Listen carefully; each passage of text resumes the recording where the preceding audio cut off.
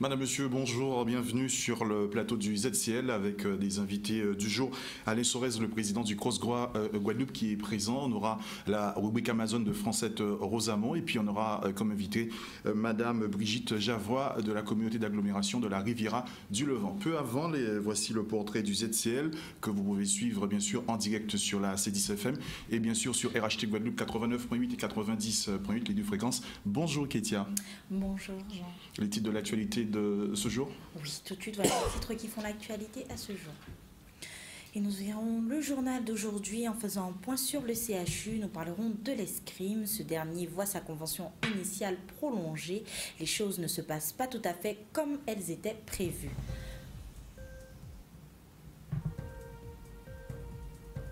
Et on poursuit avec la conférence de presse de l'FSU, 44 suppressions de postes dans les collèges et lycées. Le gouvernement et les politiques éducatives changent au niveau national, mais la politique académique suit une ligne fixe. Et nous finirons le journal d'aujourd'hui en partant sur Paris à l'occasion du 3e album de la chanteuse style jazz Tricia Heavy. Celle qui a grandi en Guadeloupe a bien voulu nous dévoiler la coloration de son dernier album. Mais tout de suite, c'est l'interview avec Jean. Oui, on va revenir avec notre invité du jour, Alain Sorez. Bonjour. Oui, bonjour à vous. Merci de répondre à l'invitation du ZCL. On va parler de sport. Vous êtes aussi le grand patron du Cross-Gras Guadeloupe. Alors, on a envie de dire, on va faire les vœux déjà au monde sportif guadeloupéen. Bonne année au monde sportif guadeloupéen. J'espère qu'ils ont une bonne santé en ce début d'année. Je sais que pas mal de mes collègues et même sont atteints par la grippe. Donc j'espère que tout le monde va se remettre en forme pour attaquer cette nouvelle année et poursuivre, pour certains, la saison qui a déjà commencé dans certaines disciplines. Dans certaines disciplines, les sportifs ont besoin de la santé. Ils ont besoin de la santé, mais c'est à eux aussi de faire en sorte qu'ils aient cette santé, surtout que c'est le cri d'alarme que je souhaite lancer en ce début d'année. Certains de nos sportifs n'essaient pas quand même de donner tout ce qu'il faut pour accomplir le sport de compétition et parfois ils se laissent un peu trop facilement dans certaines pratiques, notamment des troisièmes mi-temps excessifs. Et on voit chez les jeunes aussi, on voit se développer aussi un peu trop d'alcool et voire même des consommations excessives de produits interdits et nocifs qui sont contraires à la pratique du sport. Donc voilà, donc c'est sûr, nous allons nous battre cette année sur cet aspect des choses parce que vraiment il y a certaines dérives en ce moment chez certains jeunes qui pratiquent le sport, qui n'arrivent pas. Je sais que c'est difficile, le sens du sacrifice, mais il faut concilier la santé et aussi l'hygiène de vie par rapport, surtout si on est un sportif de compétition et de haut niveau. Alain Sorez, on rappelle que vous êtes au niveau du CROSS Guadeloupe, ce comité qui fédère l'ensemble des fédérations, déléguées comités. Alors, quel bilan est-ce qu'on peut faire, un bilan positif? Est-ce que le CRU 2017 a été bon pour le CROSS? Alors pour nous, le CROSS, 2017, ça a été une année de transition. Déjà, nous avons une année spéciale parce qu'on nous a demandé en 2016 de prolonger d'1 an la mandature parce qu'on aurait dû avoir une nouvelle Olympiade et des élections en 2017, mais ça a été repoussé d'une année pour nous permettre justement de mettre à jour nos statuts, de revoir la gouvernance et de préparer l'avenir. Donc ce qui est un peu spécial au niveau national, on demande à l'équipe sortante de préparer l'avenir. Donc on a dû faire tous ces travaux. Ça s'est ponctué en décembre dernier avec l'Assemblée générale extraordinaire où nous avons à l'unanimité adopté les nouveaux statuts du CROSS et également aussi le règlement intérieur. Donc nous avons réussi au niveau de la Guadeloupe cette transition et maintenant nous avons également aussi pu avoir une intégration au niveau de la Caraïbe, au niveau... On va revenir dessus. Voilà, donc ça a été une année positive pour le CROSS. Et pour le sport guadeloupéen, je pense que c'est également une année un peu difficile, bon, en dehors des événements climatiques qui ont affecté certaines infrastructures au niveau sportif. Il faut penser à cela parce que c'est en début de saison. Mais également aussi, on a pu détecter quand même des talents, mais en devenir face à une absence de résultats un peu au niveau international. Bon, au niveau guadeloupéen même. Mais sinon, il y a eu des satisfactions au niveau des sportifs guadeloupéens au sein des équipes de France. Nous avons eu voilà, le handball, la sélection nationale qui est championne du monde. Nous avons eu également la chance d'avoir Teddy Riner pour la 10e fois champion du monde. Donc voilà, mais sinon au niveau local, il y a des interrogations qui se font jour et que nous sommes, ce sont des défis à relever. Et voilà, il nous faut les relever, surtout que maintenant, nous avons des rendez-vous au niveau international. Et ces défis, on va revenir sur le règlement. Sur le règlement que vous avez modifié, beaucoup de choses ont changé ou... Alors, ce qui a changé, c'est la gouvernance maintenant qui va se refléter au niveau des élections. C'est-à-dire maintenant, au niveau national, le CNOSF a décidé que tous les CROS doivent être managés avec un projet et une équipe et un président. Donc, ce qui signifie que maintenant, l'élection se fera au scrutin de liste bloqué.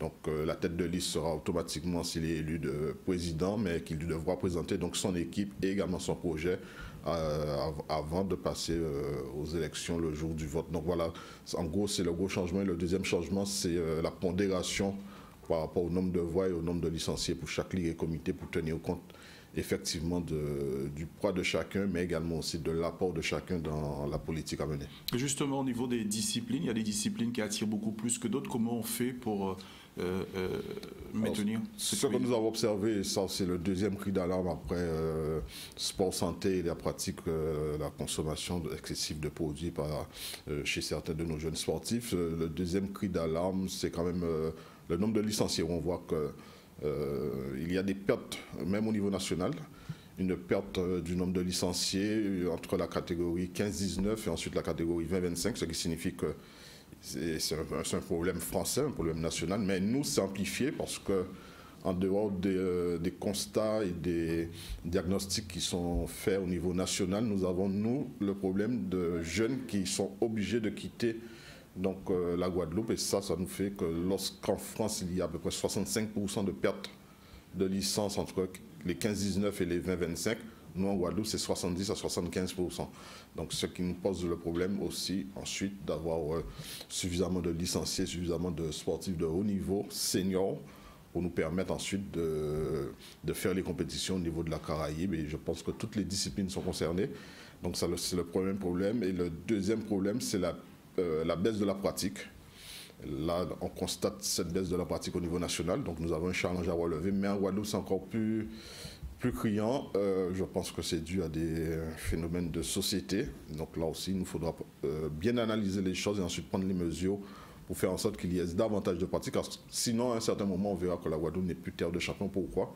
Parce que le sport de masse, les viviers sont en train de baisser en nombre. Donc on peut avoir à terme ce problème chez nos jeunes. Donc il faut relancer tout cela au niveau de la pratique sportive et notamment donc, au niveau scolaire.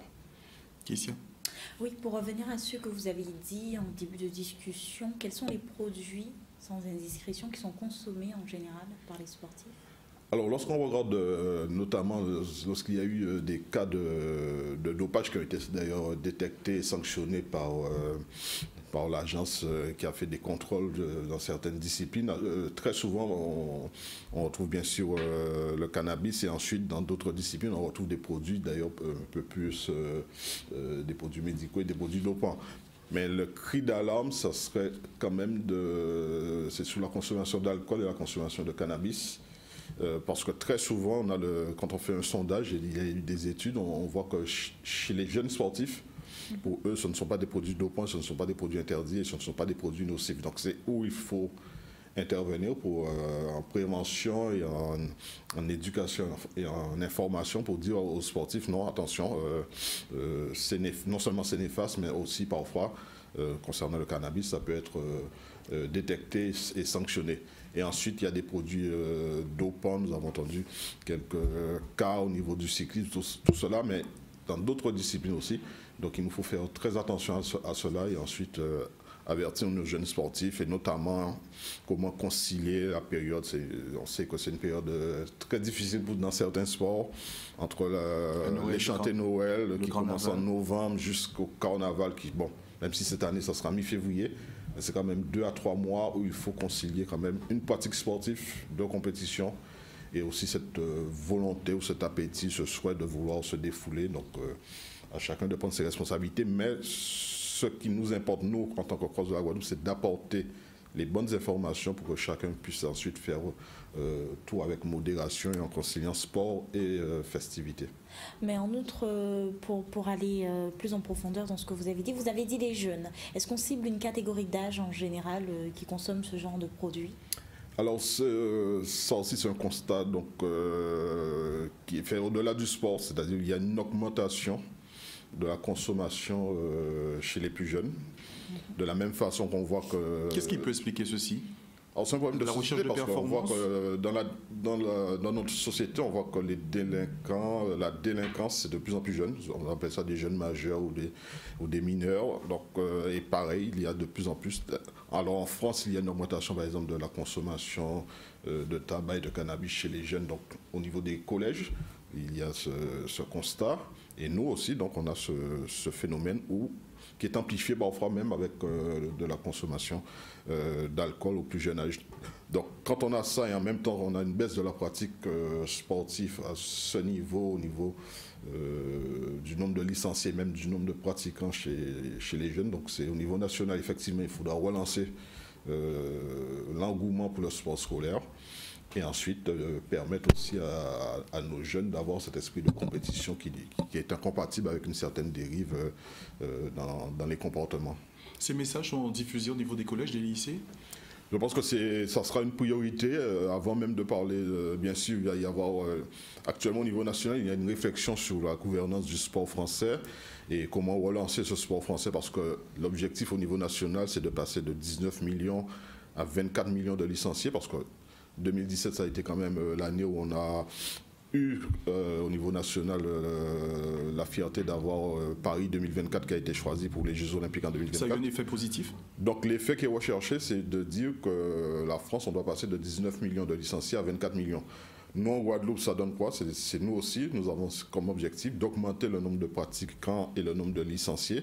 Mais pour cela, peut-être faudra-t-il que la France se donne les moyens de devenir une nation sportive, et la Guadeloupe aussi, c'est-à-dire revoir la pratique, le nombre d'heures, la pratique, la motivation, la pratique sportive au niveau scolaire, et également aussi, nous, ce qui fait défaut, ça c'est un des combats que j'aime à mener, c'est la pratique au niveau universitaire. Et donc la France est en retard. C'est carrément vide. Voilà, la France est en retard, et en Guadeloupe c'est encore pire, parce que même... Il y a très peu de licenciés, il y a très peu de pratiques sportives, il y a très peu d'installations sportives, même pour ceux qui ont choisi cette filière, c'est-à-dire au niveau de la filière STAPS. Donc je pense que là aussi, ça sera dans le cadre de la réflexion avec les collectivités, avec l'université sur l'aménagement sportif du territoire.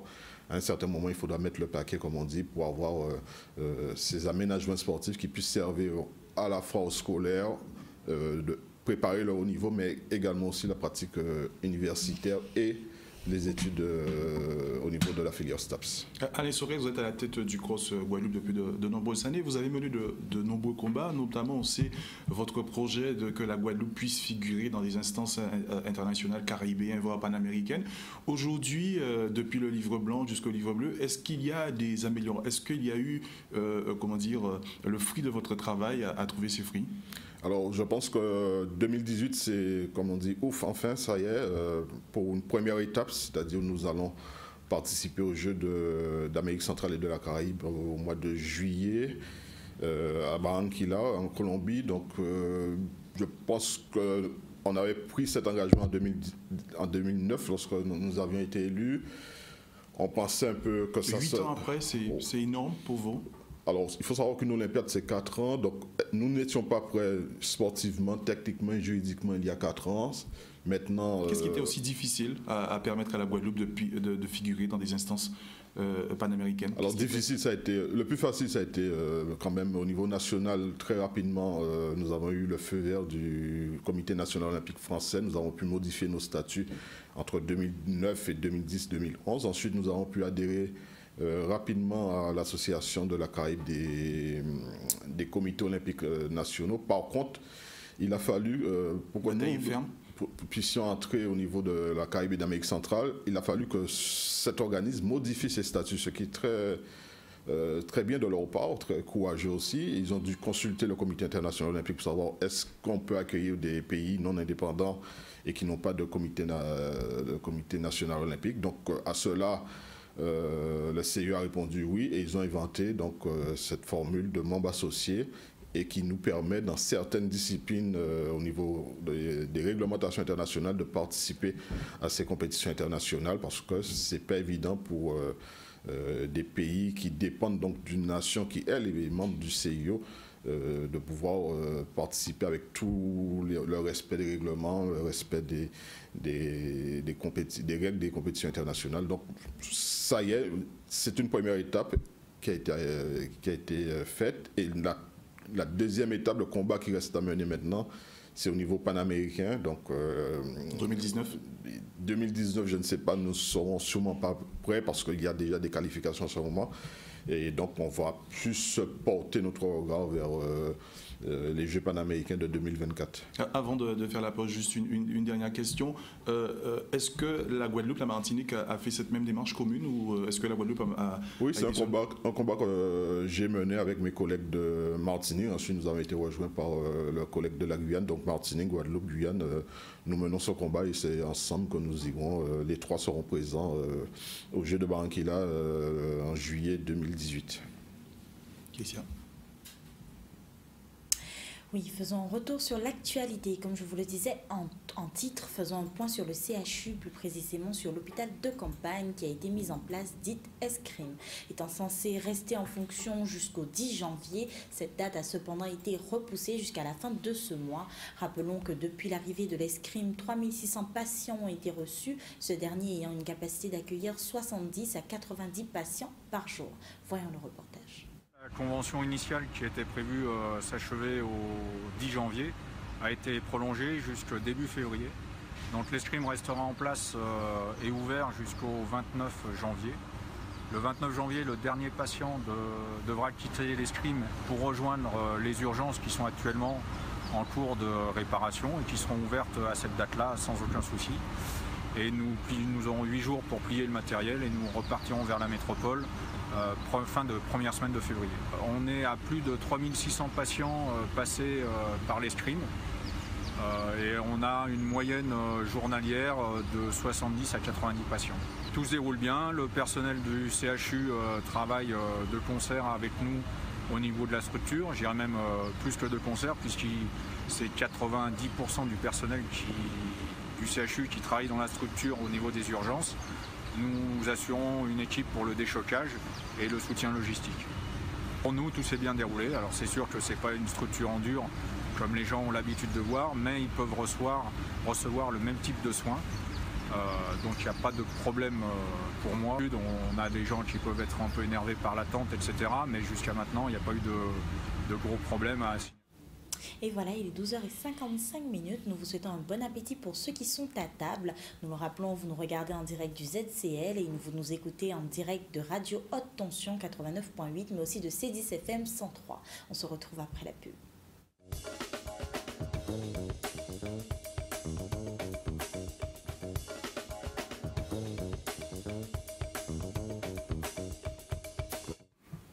Et voilà, il est 13h01. Juste avant de continuer l'interview avec Alain Sorez, nous devrions recevoir Francette Rosamond par la suite. Mais revenons sur les titres qui ont fait l'actualité aujourd'hui.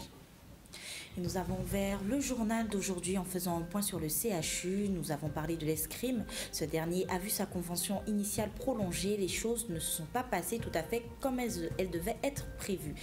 Et nous poursuivrons avec la conférence de presse de l'FSU. 44 suppressions de postes dans les collèges et lycées. Les gouvernements et les politiques éducatives changent au niveau national, mais la politique académique suit une ligne fixe. Et nous finirons le journal d'aujourd'hui en partant sur Paris à l'occasion du 3e album de la chanteuse style jazz Tricia Evie. Celle qui a grandi en Guadeloupe a bien voulu nous dévoiler la coloration de son dernier album. Mais tout de suite, on continue l'interview avec Jean. Oui, on revient avec le président Alain Sorez. La Guadeloupe qui participe au 19 juillet prochain en Colombie à Barranquilla aux Jeux de l'Amérique centrale. Ça va demander beaucoup de choses. Combien de disciplines qui seront représentées en Colombie ? Alors, nous avons pu avoir des qualifiés aux épreuves. Donc, nous avons 5 disciplines qui ont été qualifiées. Le tir à l'arc, le cyclisme, le judo et le beach volley. Et aussi, nous aurons des disciplines qui vont inscrire leurs athlètes en fonction de critères, la possibilité pour la natation, l'athlétisme et notamment le tennis de le faire. Donc, pour une première participation, nous sommes assez satisfaits. Et donc, petit à petit, nous aurons les ligues et comités, en fonction de leur intégration dans leur confédération, pourront à l'avenir participer. Mais surtout, ce que je dis, c'est que nous ne faisons rien dans l'immédiateté. Nous sommes là pour préparer l'avenir. Donc, il s'agit pour nous de dire à tous les jeunes Guadeloupéens qui ont aujourd'hui 12 ans, 14 ans, 16 ans, avant même de penser aux Jeux Olympiques de 2024, il y a des Jeux panaméricains, des Jeux d'Amérique centrale et en général, l'histoire sportive montre que lorsqu'on fait de bons Jeux panaméricains, on a beaucoup de chances de faire de bons Jeux olympiques par la suite. Qui dit déplacement dit aussi des coûts. Oui, ça fait des coûts, mais je pense que en bon père de famille, on sait gérer les choses. Donc je pense que nous aurons les moyens financiers de faire de bons choix, et notamment avec la participation des collectivités habituelles, la participation de l'État à travers le CNDS déplacement, des aides au déplacement des sportifs, mais également aussi nous allons faire appel au privé, et dès cette semaine nous allons également aussi solliciter les Guadeloupéens, parce que nous aurons le premier t-shirt du Team Guadeloupe qui sera mis en vente pour permettre à tous les supporters guadeloupéens de pouvoir aider le cross de la Guadeloupe à avoir aussi un peu de financement à travers ce fan club en achetant donc ce t-shirt au niveau du cross de la Guadeloupe. Donc nous avons beaucoup d'idées, mais il nous faut aussi faire comme les autres font, c'est-à-dire ne pas oublier de solliciter les financements privés, les financements participatifs. Au niveau de la politique qui est menée au niveau du cross, est-ce qu'il y a une adéquation avec celle des collectivités? Est-ce que vous marchez main dans la main? Est-ce qu'il y a un projet de cohésion pour le sport? Je pense plus que jamais, il nous faut aboutir à cela, c'est-à-dire comme on nous l'a dit au niveau national, il faut maintenant que nous avancions donc avec les 4 roues, c'est-à-dire l'État, les collectivités, le mouvement sportif à travers le cross de la Guadeloupe, mais également aussi les entreprises, donc à travers le MEDEF, les MPI. Donc ce sont ces 4 structures ensemble qui pourront faire en sorte de financer le sport et financer le développement du sport. Le slogan « La Guadeloupe, terre de sport et terre de champions » tient sa route? La Guadeloupe, terre de sport, terre de champion, tient la route, mais comme je vous l'ai dit, nous avons maintenant l'obligation de regarder les choses en face, c'est-à-dire la baisse du nombre de licenciés, la baisse de la pratique sportive et également aussi donc, une production, disons, de champions. Donc il nous faut maintenant relancer la machine, relancer les infrastructures, nous mettre aux normes parce que la concurrence est dure. Si on veut réussir dans la vie, il faut toujours s'adapter et ne pas tout le temps, comme on dit chez nous, choquer. Non, il nous faut, parce que à côté de nous, au plus près de nous, ça bouge et donc au niveau international, ça ne rigole plus. Donc il nous faut mettre les moyens, avoir des cadres techniques formés. Il nous faut avoir des infrastructures dignes de ce nom pour nous permettre d'avoir une pratique digne de ce nom aussi en 2018. Et tout cela, c'est encore possible? Oui, c'est encore possible. J'ai vu, il y a notamment, nous sommes optimistes, nous avons vu dans le budget du conseil régional, il y a des financements qui sont prévus pour mettre en place le schéma de développement du sport. Il va y avoir aussi au niveau de l'État, la ministre qui a lancé des travaux pour une nouvelle gouvernance du sport français. Donc à travers la réflexion qui sera menée au niveau national, même au niveau national, on demande moins de tutelle de l'État. Donc nous, ce que nous allons essayer d'obtenir, c'est d'avoir aussi cet accompagnement avec moins peut-être de tutelle, un peu plus d'autonomie sportive et aussi plus de moyens financiers parce que l'importance du sport doit se traduire également dans des politiques publiques d'accompagnement. Et comme je le dis, ça commence au niveau de la pratique scolaire jusqu'au niveau de l'université. On sait que chaque année que le CROSS organise une cérémonie de récompense. Cette année, ça va être vendredi, ça va être au Memorial Act pour récompenser le meilleur sportif de l'année. Oui, nous avons choisi cette année de faire au Memorial Act pour 2 raisons. Premièrement, nous allons rendre hommage faire un clin d'œil aux 40 ans de la route du Rhum. Et également aussi essayer de rendre hommage à tous ces sportifs qui ont pu gagner leur qualification pour participer aux Jeux de Barranquilla en Colombie en 2018. Donc voilà, donc c'est pour cela que nous allons essayer d'avoir une belle cérémonie vendredi 12 au Memorial Act à partir de 20h. Le public est invité? c'est sur invitation. Donc la famille sportive va se retrouver comme chaque année autour de ce moment festif pour récompenser les sportifs et également aussi les bénévoles qui s'engagent au service de ces sportifs. Avant de nous quitter, il y a aussi les élections prévues en mars prochain. Il y a l'Assemblée générale élective du CROSS de la Guadeloupe le 10 mars prochain. Donc je vais, comme je l'ai déjà annoncé lors de l'Assemblée générale extraordinaire, je vais proposer aux ligues et comités de me faire confiance et à celles et ceux qui veulent travailler, nous renforcer, de venir sur la liste que je vais constituer et qui aura un programme pour non pas seulement l'Olympiade jusqu'à 2021, mais au-delà de 2024. Merci Alain Sorès d'être venu sur le plateau du ZCL. On a compris un président ambitieux, rempli de projets, et puis rendez-vous pour la Guadeloupe le 19 juillet prochain en Colombie à Banquila. Beaucoup de médailles, on part pour des médailles. Participer, comme disait Pierre de Coubertin, les médailles, c'est la surprise qui en général fait le bonheur. Merci Président Sorès d'être venu sur le plateau du ZCL. Kessia, rappelle les titres. On retourne sur l'actualité. Nouvelle saignée pour le second degré Saint-Martin, abandonné, 44 suppressions de postes dans les collèges et lycées. Les gouvernements et les politiques éducatives changent au niveau national, mais la politique académique, elle, suit une ligne fixe. Détruire des emplois publics pour créer des emplois précaires. C'est pourquoi la FSU Guadeloupe a tenu une conférence ce matin.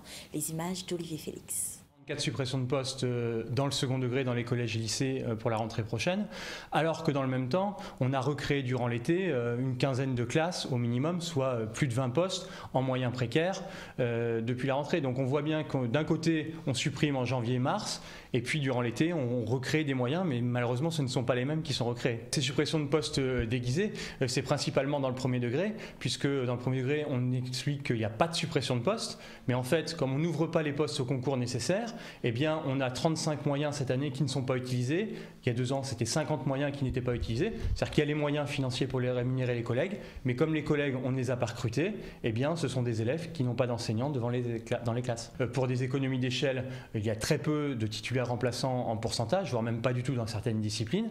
Et ce qui fait que dès qu'un collègue est absent, malade ou qu'il a eu un accident, eh bien, pour le remplacer, on doit faire appel à quelqu'un qui est précaire, qui n'a pas de formation, pour pouvoir assurer devant les élèves un minimum. Mais ce n'est pas la même qualité d'enseignement, et c'est pas une injure faite aux non-titulaires, c'est juste comme on les a pas formés, eh bien, malheureusement, ces collègues sont livrés à eux-mêmes et doivent assurer comme ils le peuvent un enseignement aux élèves. Aujourd'hui, ni les collectivités territoriales ni l'État ne met la main à la poche.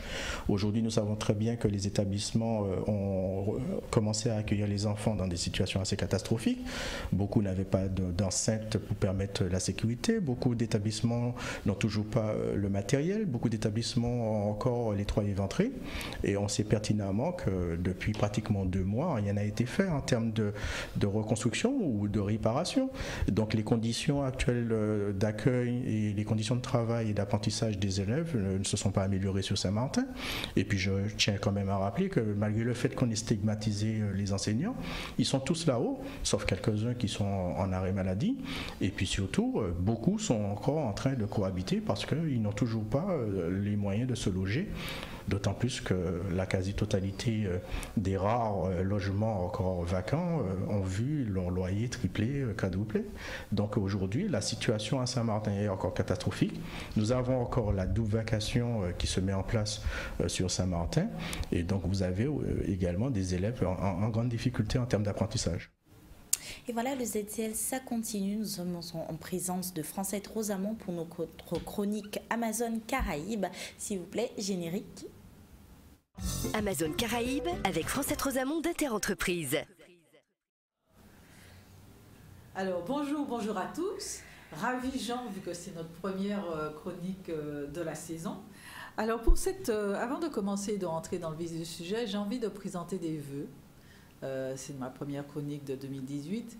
À nos auditeurs et aux entreprises, parce que les entreprises ont été quelque peu, un peu malmenées. Enfin, il y a eu beaucoup de nouvelles normes, de nouvelles obligations qui sont tombées en 2017. On est vraiment dans une transformation très volontariste de la part du gouvernement. D'ailleurs, Emmanuel Macron, notre président, a bien même annoncé que ça va continuer. Donc il y a effectivement 2 textes majeurs qui sont en préparation et qui vont tomber d'ici la fin du premier semestre. C'est-à-dire d'une part le résultat des assises des Outre-mer, où tout le monde a été incité à à contribuer. Donc on verra ce qui va être retenu pour faire l'objet d'un projet de loi.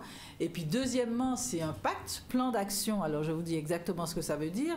Plan d'action pour la croissance et la transformation des entreprises. C'est un grand mot.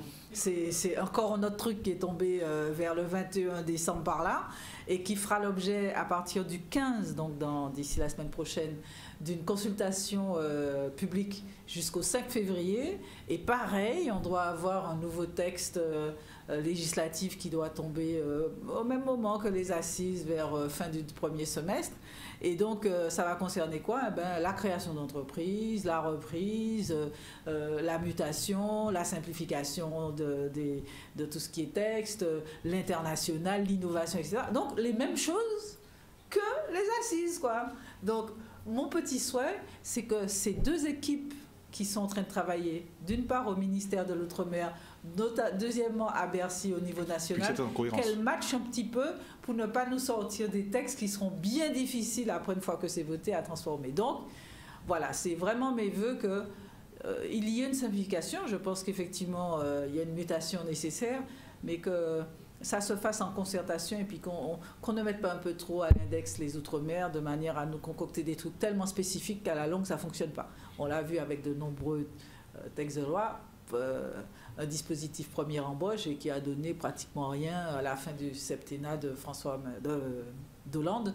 Donc voilà, que M. Macron et ses équipes pensent à nous, travaillent effectivement à modifier, mais à être un peu quand même, comment dire, veillatif de manière à ce que ce ne soit pas plus complexe qu'avant. Voilà, mes vœux pour 2018. Au niveau de la RSI, Francette Rosamond, on sait que ce texte va aussi rentrer en application. Depuis le 1er janvier, il est en application. Absolument. Aujourd'hui, quand on sait dans l'ancien modèle, les artisans, les entreprises avaient du mal à comprendre, parce que la RSI a eu du mal à se faire comprendre. Aujourd'hui, avec cette disparition, on dit que ce sont les textes ils vont se fondre dans le package de la Sécu. Comment on va, bien sûr, ces entreprises vont faire pour se reconnaître? En fait, effectivement, depuis le 1er janvier 2018, le RSI a disparu et ce n'est plus que la CGSS, la Caisse générale de sécurité sociale, qui est l'interlocuteur de tout le monde, dont les travailleurs indépendants, pour ce qui est de leurs prestations et de leur assurance. Donc, c'est tout frais. C'est encore en train de se rapprocher en termes informatiques parce qu'il y a des courriers qui arrivent et on demande des précisions.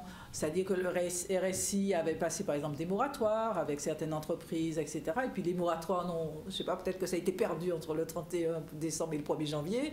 Donc il y a quelques courriers qui sont envoyés pour demander des explications.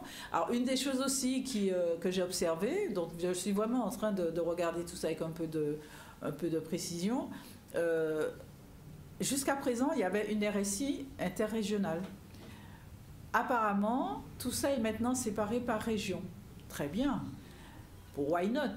Cependant, quid des multisites, des entreprises qui sont multisites? Quid de comment les choses... Est-ce que, tout en ayant cette approche régionale par territoire, est-ce qu'il y aura quand même une convergence dans les pratiques? On voit quelques défauts au niveau de la CGSS, qu'il y a des pratiques un peu différentes. Donc, très différentes. Voilà. Là, pareil, une envie de simplification, parce que c'était vraiment une catastrophe industrielle, la mise en place du RSI, et notamment aux Antilles-Guyane, parce que c'était... ils avaient même inventé un terme que je m'en souviens, singloton, c'est-à-dire des entreprises qui se retrouvent répétées dans plusieurs et qui du coup une même entreprise reçoit beaucoup d'appels de cotisation avec en plus si c'est pas payé des huissiers et compagnie. Donc effectivement des situations assez dramatiques des fois. Donc maintenant il y a un transfert qui a été voulu, demandé par les entrepreneurs, parce que ça devenait infernal quelque part, mais voilà, on est en plein dedans. On est dans les premiers jours de cette transformation. Il y a eu déjà, enfin ils avaient commencé un peu en 2017 à avoir des sites communs, c'est-à-dire une intégration physique. Maintenant, il faut voir sur la durée. Nous avons demandé des entretiens pour pouvoir un peu mieux comprendre ce qu'il en est. Pour l'instant, on n'a pas encore de retour, mais on les crédite de bonne volonté. D'ici là, les entreprises, les artisans devront patienter et puis, bien sûr, se rapprocher de la RSI. Non, mais les choses sont très claires. Hein. Rien ne change. C'est-à-dire que de toute façon, les cotisations vont toujours exister. Les appels de cotisation qui ont été faits devront être payés. Les dettes. Et normalement, les moratoires devront être poursuivis. Mais c'est simplement les modalités, c'est-à-dire que désormais, vous aurez un guichet unique pour vous adresser, quel que soit le type de prestation que vous aurez, mais ça ne change rien que le dispositif d'accompagnement social des entrepreneurs reste. C'est simplement le RSI, Régime social des indépendants, qui aujourd'hui n'existe plus. Qui n'existe plus. Donc, voilà. Donc, il ne faut pas que les gens s'attendent à ne pas payer. C'est faux. Ils auront à payer. Ils auront à payer. Peut-être qu'à terme, parce que de toute façon, ils ont annoncé une montée en puissance. Hein. Pour eux, tout ne sera véritablement stabilisé qu'en 2020.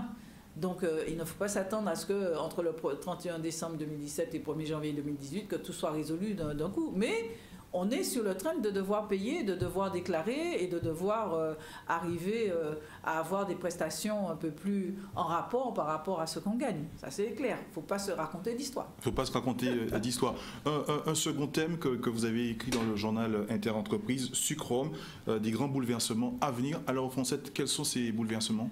En fait, vous aviez sans doute observé qu'il y avait un nouveau...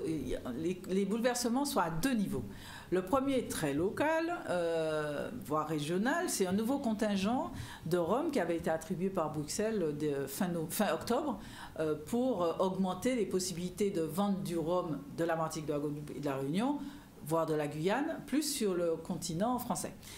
Il y avait des discussions qui avaient été enclenchées entre les différents professionnels des différents territoires pour pouvoir se répartir cette manne supplémentaire en termes d'hectolitres d'alcool pur. Les discussions avançaient à un train de sénateurs, même si elles n'étaient pas encore finalisées. Et puis, sans doute avec des lobbying très actifs de certains producteurs de certains territoires, dont la Guadeloupe, il y a eu des engagements, verbaux certes, mais en tout cas des engagements qui ont été pris au niveau du ministère de l'Agriculture et des DOM en disant que la Guadeloupe aurait plus, etc., de contingents. Et ça a mis le feu aux poudres, oui. À tel point qu'aujourd'hui, la situation est toujours bloquée. C'est-à-dire que ce qui se dessine, c'est que le contingent soit gelé. C'est-à-dire qu'en fait, personne ne pourra y avoir accès. Alors, on est dans une situation vraiment incroyable, qu'il y a vraiment une demande à satisfaire au niveau national. Il y a des producteurs qui ont la capacité de les fournir et qui ont des demandes. Hein. C'est pas peut-être que il y a vraiment des progressions très significatives de vente de rhum des Antilles d'une manière globale en France. Eh ben, ce contingent, parce qu'il y a eu, comment dire, l'État qui a voulu passer en force, eh ben, les choses sont statu quo. Mais il y a cette impossibilité qu'ils puissent se mettre d'accord? En tout cas, moi, c'est mon espoir, parce que de toute façon, la situation actuelle, c'est tout le monde perd, vu que personne ne peut avoir accès. Et ça fait le jeu des producteurs internationaux qui du coup, prennent les places. Parce que quand vous ne pouvez pas livrer, les rayons ne restent pas vides dans les caves et dans les grandes distributions en métropole.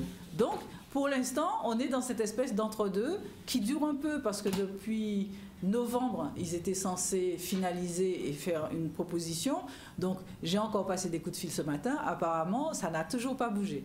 Mais ça, c'est une chose. Mais la deuxième que je trouve et qui explique un peu ce qui se passe là et cette tension au niveau des rhumiers, c'est que depuis le 1er octobre-novembre, le marché du sucre de France a été ouvert au marché mondial. C'est-à-dire que n'importe quel producteur de sucre peut rentrer sur le marché en France sans quota. Avant, il y avait des quotas et il y avait en quelque sorte nos productions de Gardel, le Galion, on oublie parce que ils ne font que du produit local et notamment de la Réunion, on pouvait rentrer comme ça avec des certitudes de pouvoir vendre. Donc une nouvelle menace. Aujourd'hui, et je pense que c'est cette menace qui est très forte sur le marché du sucre qui rend les gens électriques sur le marché du rhum, parce que c'est là que ça se passe. Et effectivement, au départ, la Guadeloupe et la Réunion avaient pris des options sur le sucre de canne, le sucre, donc du coup avaient un peu délaissé le rhum, option qu'avait prise la Martinique, qui est plus petite et qui se disait, bon, ils vont faire quelque chose de plus premium.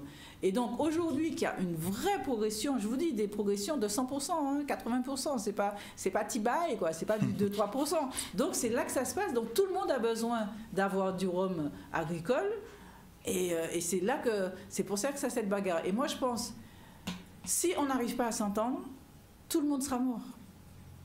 Aussi simple que ça. Et qui peut faire le pompier de service, qui peut jouer le médiateur? Moi, je crois en l'intelligence des uns et des autres, vu qu'à partir du moment que ça commence à cogner au portefeuille, il y a des intelligences qui commencent à émerger. Donc, jusqu'à fin 2017, on était sur cette trajectoire très sévère des uns et des autres, très ferme. Je pense qu'ils ont des accords, vu que entre la Martinique et la Guadeloupe, certains producteurs ont des entreprises communes où ils gagnent bien leur vie. Je pense qu'à un moment, une fois que les vapeurs seront retombées, ils pourront trouver des accords pour pouvoir permettre de trouver des solutions. En tout cas, c'est dans l'intérêt de tout le monde. C'est dans l'intérêt de tout le monde de trouver une solution. On va faire la pause, Keïsia? Non, on va d'abord passer à un sujet.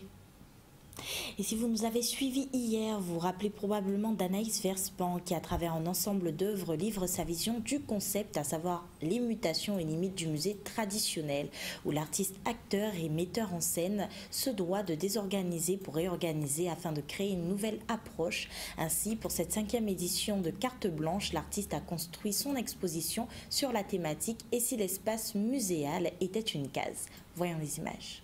7e édition de la carte blanche du musée Schellcher. Donc c'est sous l'appellation « Et si l'espace muséal était une case ?» Donc c'est une proposition à voir l'espace du musée autrement. Et j'ai conjugué en fait la vie du musée avec la vie de la case. Et il y a des corrélations et des similitudes, comme un conservateur de musée, c'est comme le propriétaire d'une case, quoi. Ou par exemple une casserole qui est bien nettoyée, qui brille, c'est comme une œuvre d'art qui est exposée dans un musée. Toute la scénographie d'une case qui est très originale, qui des fois est kitsch, je trouve que c'est le patrimoine guadeloupéen. Donc voilà, j'ai voulu conjuguer et mettre en scène différemment la case. Le parpaing fait partie de l'évolution même de l'aide guadeloupéen. À un moment, le parpaing est rentré parce que c'était, on va dire, l'élévation sociale. C'est là où arrivé, où dit ouais, casa en béton, donc où ni l'argent. Et au fur et à mesure, on a trouvé, grâce à de grands architectes qui ont pensé la case et l'évolution de la case entre le béton et le bois, et même le bois exclusivement. Donc toute la science même est dans la case et la faire évoluer. Donc moi, avec mon regard de plasticienne, mon regard particulier sur l'esthétique, j'ai voulu conjuguer, j'ai voulu, on va dire même garder cette syntaxe créole en fait et de proposer un nouveau regard.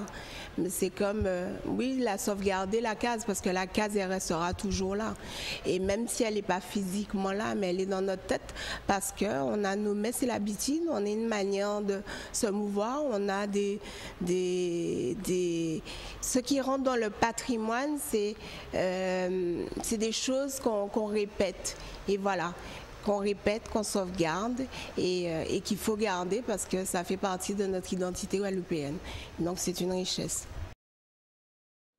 Et voilà, il est 13h26.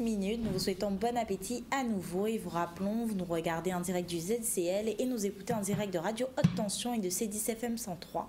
On se retrouve après la pub.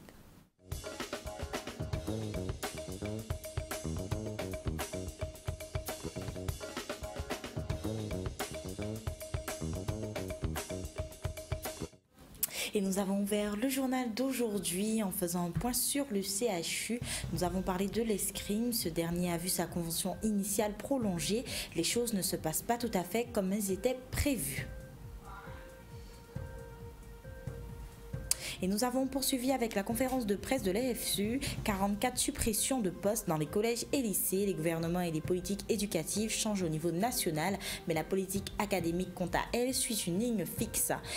Et nous finirons le journal d'aujourd'hui en partant sur Paris à l'occasion du 3e album de la chanteuse style jazz Tricia Heavy. Celle qui a grandi en Guadeloupe a bien voulu nous dévoiler la coloration de son dernier album. Mais tout de suite, c'est l'interview avec Jean. Oui, de retour sur le plateau avec notre invitée, troisième invitée de ce ZCL du jour, Madame Brigitte Javrois. Vous êtes agent de la CARN, de la communauté d'agglomération de la Riviera du Levant. Vous êtes ici pour nous parler. Demain, vous organisez une réunion avec les porteurs de projets. Vous avez signé, votre communauté d'agglomération a signé avec la BGE Île du Nord une convention pour... Tout à fait. Donc, bonjour à tous. Donc, Brigitte Javrois, développeur économique à la Riviera du Levant. Donc, effectivement, la communauté d'agglomération Riviera du Levant, donc, qui représente les communes de Gosier, Sainte-Anne, Saint-François et la Désirade, a mis en place un programme d'action en direction des entrepreneurs et des porteurs de projets de son territoire. Donc, pourquoi? D'une manière générale, on sait que tous les entrepreneurs rencontrent, qu'ils soient en phase de création, en phase de développement, rencontrent un certain nombre de difficultés donc, pour asseoir leur structure entrepreneuriale. Donc, il s'agit pour nous de contribuer au développement et donc à l'essor de ces structures en les accompagnant au mieux. Donc, pour ce faire, nous avons conventionné avec un certain nombre de partenaires, donc qui sont des professionnels de développement économique, donc en l'occurrence la BGE, Guadeloupe Île du Nord, et la DIE, donc l'Association Droit Initiative Économique, ainsi qu'un dispositif qui s'appelle le DLA. Donc ce sont des partenaires qui nous accompagnent au quotidien, bien entendu, en collaboration et avec, dans un premier temps, le soutien de nos principaux partenaires que sont la collectivité régionale, les chambres consulaires, donc CCIG, chambres de métiers, et puis les structures telles que le Pôle emploi et les missions locales. Madame Javrois, avant de mettre en place cette initiative, cette réunion, vous avez fait des rencontres. Cette réunion de demain, vous avez lu ou comment?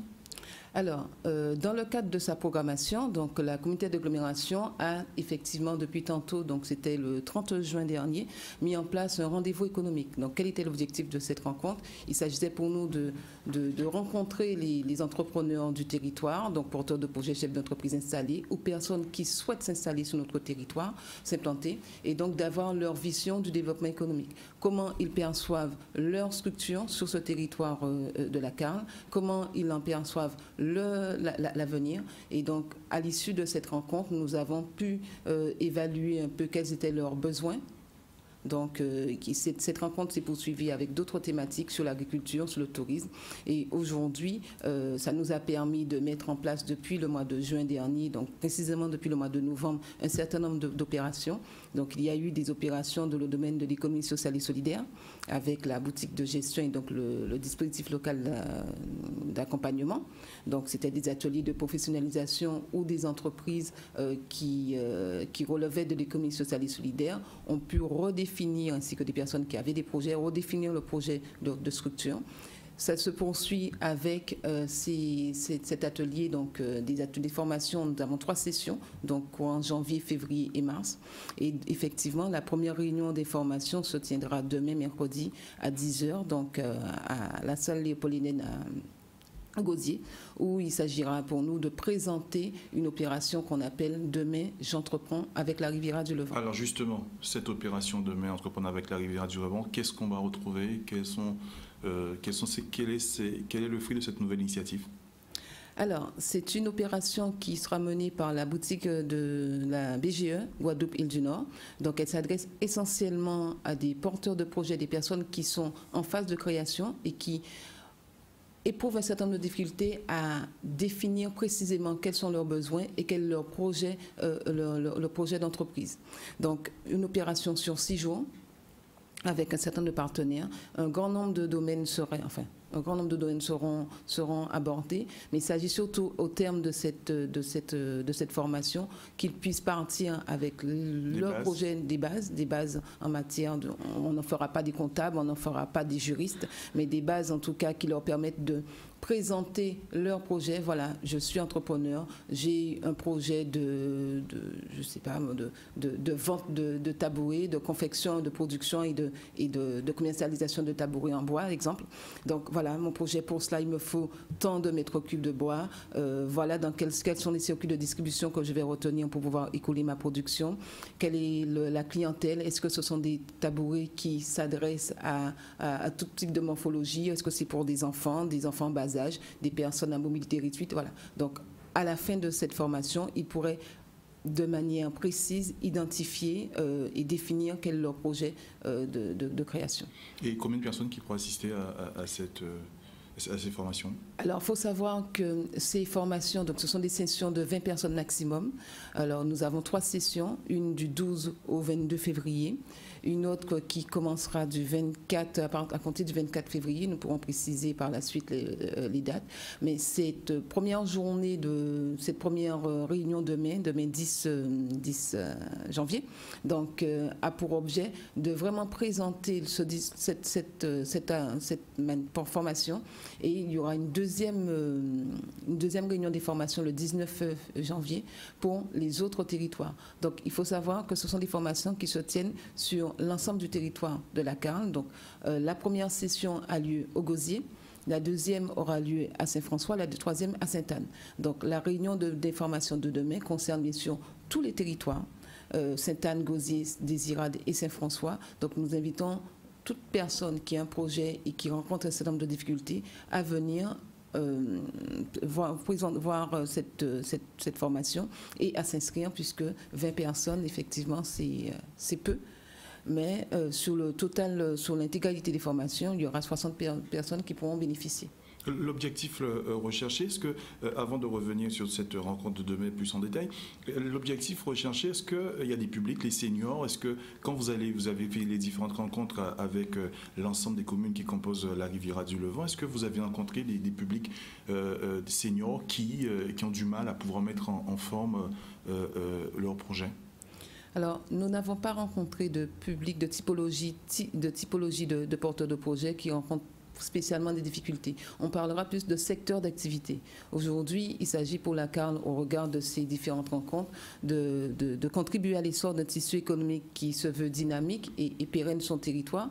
Donc, les entreprises, les entrepreneurs qui sont venus à nous, les porteurs de projets, étaient certes dans le tourisme, donc principal secteur d'activité de la Carle, mais aussi dans le numérique et dans l'agroalimentaire, essentiellement. Après, bien sûr, il y a les secteurs classiques qui sont le secteur des services et l'économie sociale et solidaire. Donc, nous, nos efforts, donc, au regard du projet de territoire qui a été défini en 2015 par les élus communautaires et au regard des résultats de ces différentes concertations et rencontres avec les entrepreneurs, il s'agit pour nous d'axer nos interventions dans des domaines bien précis et non pas en direction d'un public bien précis, sachant que l'économie des seniors, en fait, est un secteur d'activité qui est porteur, et donc ça se voit surtout dans le domaine de l'accompagnement social, de l'accompagnement le maintien des personnes âgées à domicile. Donc il y a effectivement là une niche d'activité sur laquelle nous allons nous pencher.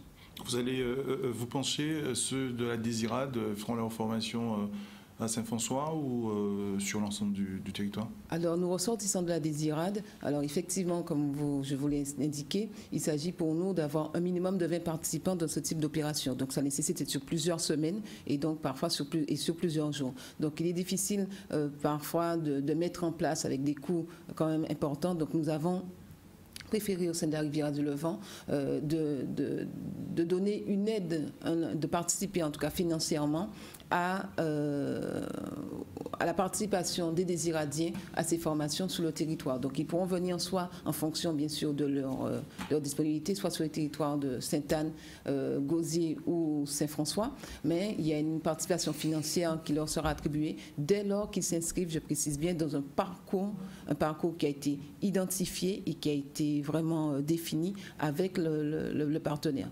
puisqu'il faut qu'il y ait vraiment un projet et qu'il participe à l'ensemble du processus d'accompagnement à la création d'entreprise. Il n'y a pas une spécificité dans la spécificité pour la Désirade, même s'il n'y a pas des secteurs. Est-ce que les spécificités qu'on rencontre à la Désirade, ce sont les mêmes qu'on rencontre au Gosier pour les porteurs de projets? Alors, il y a alors on va même dire une triple insularité, c'est clair, puisque le tissu économique et l'environnement économique n'est pas le même à la Désirade que sur la Guadeloupe proprement dite. Alors, il s'agit en fait au regard des du projet et de l'accompagnement qui sera fait avec le porteur, d'identifier, de voir comment mieux adapter son projet à son environnement proche, c'est vrai dans un premier temps, mais surtout voir comment la communication, la promotion de cette activité peut être faite au-delà de la désirade, en fonction bien sûr de l'activité, de manière à ce que ça soit une activité rentable. Alors quand il s'agit d'une activité qui relève des services, parfois ça ne rencontre pas de difficultés majeures, puisque la personne peut se déplacer sur la Guadeloupe proprement dite. Quand il s'agit d'une activité de proximité, là c'est beaucoup plus difficile. Donc il s'agit de voir quelle adaptation mettre en place avec elle. Voilà. Donc on rappelle, l'objectif, au moins 60 personnes formées pour des porteurs de projets, ça va être demain matin, il faudrait être présent à 9h, ça va être au Gosier. Tout à fait. Donc nous invitons l'ensemble des porteurs de projets, donc on précise bien du territoire de la Carle, donc Gosier, Sainte-Anne, Saint-François, la Désirade, à participer à cette réunion d'information et je précise bien de sélection qui se tiendra demain à 9h, donc à la salle Léopold-Hélène, à l'hôtel de ville du Gosier. Donc, séance d'information et de sélection au cours de laquelle le partenaire, donc la boutique de gestion, la boutique Guadeloupe-Île du Nord, présentera la formation et sélectionnera les personnes qui, au regard de leur projet et bien sûr de leur motivation, pourront participer à cette première session qui se tiendra du 12 au 22 janvier. Et qui pourront par la suite participer aux autres sessions. On rappelle, c'est un projet qui est porté par la Carle et la cellule économique. Donc le pôle développement économique effectivement de la communauté d'agglomération Riviera du Levant, sous la direction bien sûr du conseil communautaire. Merci Madame Brigitte Javra d'avoir répondu aux questions du ZCL. On espère que votre appel sera lancé et puis il y aura du monde pour cette réunion des formations et sur bien sûr cette première sélection. Il y en aura 3 prévues ça concerne l'ensemble des porteurs de projets les habitants de la communauté d'agglomération de la Riviera du Levant, Gosier, Sainte-Anne, Saint-François et la Désirade. Merci et puis on espère que votre appel sera entendu dans ce ZCL. La suite des infos avec Kessia. Et si vous êtes un amoureux du jazz, sachez que fin janvier sortira le 3e album de la chanteuse jazz Tricia Heavy. Celle qui a grandi en Guadeloupe a bien voulu, comme je vous le disais en titre, nous dévoiler la coloration de son dernier album. À cet effet, notre correspondant Maurice Cessé s'est rendu à Paris à sa rencontre. Voyons le reportage. Dis-moi ça qui qu'a passé, doudou pas gentil pis moi pas qu'à comprendre rien, et moi plein chagrin. Nous t'es tellement aimé nous pas t'es qu'à quitter nous, et en dehors de nous, y'a pas t'es qu'à exister. Vraiment pas gentil à présent, doudou dis-moi, tout ça qui m'a fait, qui si mal, pour quitter moi. Peut-être que l'amour nous j'attire trop longtemps. C'est pour ça je dis, où envie remplacez-moi. Mon prochain album sera fait de standards de jazz et de standards de la Begin. Je l'ai appelé Usawa, qui veut dire équilibre en swahili. Et pour moi, voilà, ces 2 styles de musique font partie d'un équilibre grâce auquel je peux m'exprimer, donc autant dans le jazz que la Begin, qui pour moi ont autant de valeur. C'est ma petite pierre à l'édifice de la musique en général.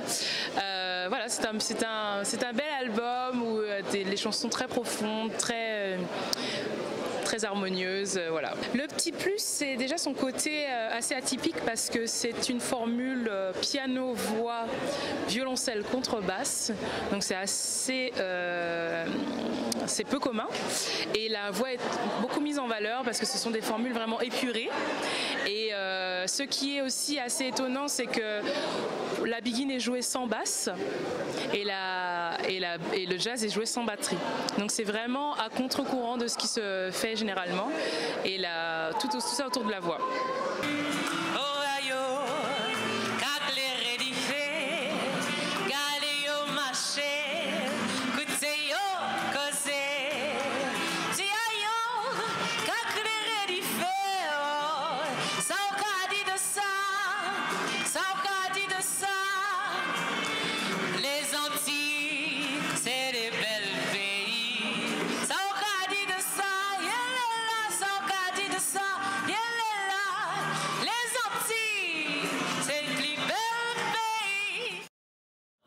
Et on continue l'actualité avec les brèves du jour. Et hier, un salarié de la société Stack, dite Carulis, s'est fait à nouveau agresser en effectuant son service. En effet, en reposant à son arrêt un usager, ce dernier lui a revolvé à la main, demandant de lui remettre la totalité de la caisse. Rappelons que malgré les demandes des représentants du personnel et chauffeurs, à ce jour, les salariés et usagers se retrouvent exposés aux mêmes situations de danger dues au manque d'intérêt de l'entreprise pour leur sécurité.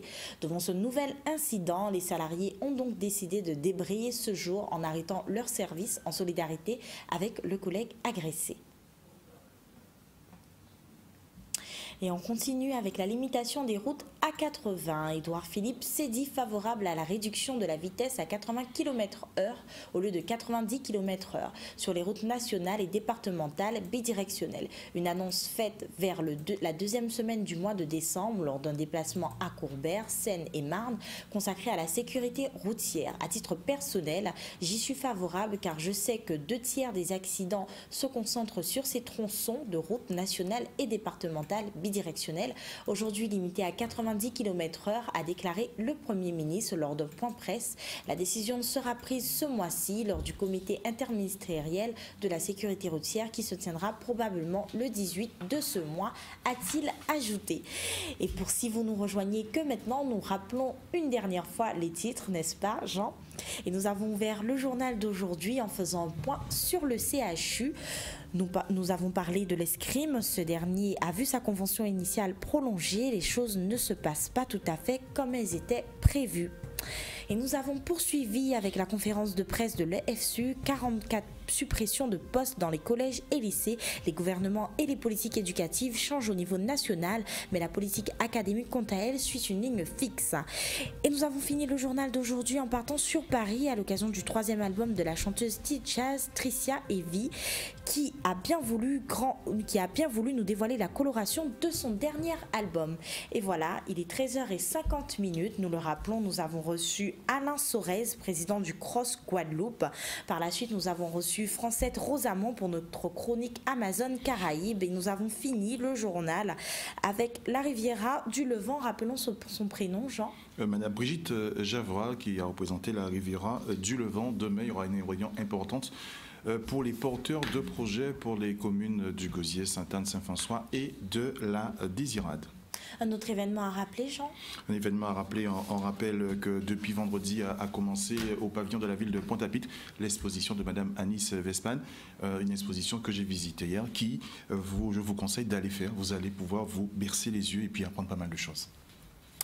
Et voilà, il est 13h51. Nous vous souhaitons à nouveau un bon appétit. En tout cas, pour nous, nous n'avons pas encore mangé. Nous nous retrouvons demain pour un nouveau ZCL. Et le rappelons, vous nous avez écouté en direct de C10 FM, mais aussi de Radio Haute Tension. On se retrouve demain pour un nouveau ZCL.